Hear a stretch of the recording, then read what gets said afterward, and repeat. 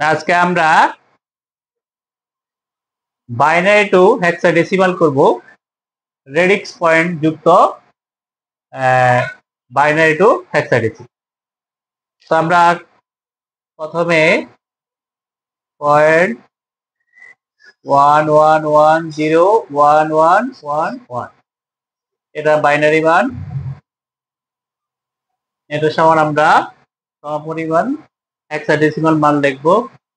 সেক্ষেত্রে আমরা প্রথমে 4 বিট নিব,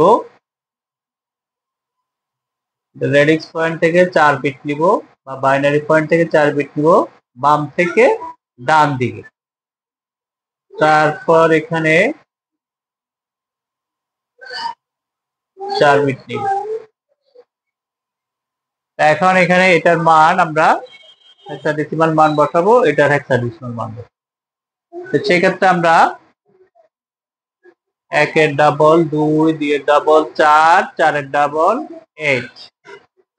এখান থেকে আমরা মানগুলা নিতে পারি 1110 ইকুয়াল টু এখানে 4 8 4 12 14 14 14 এর হেক্সাডেসিমাল মান হচ্ছে e।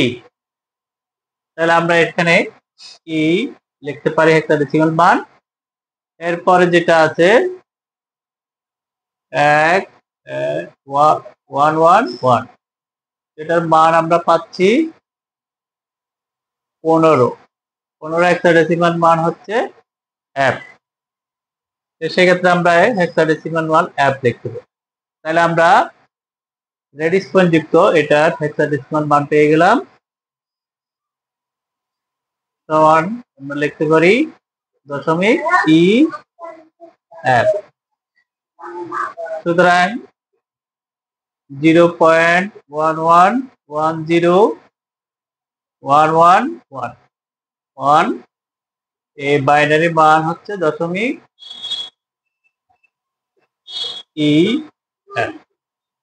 এটার ভিত্তি হচ্ছে। ধন্যবাদ।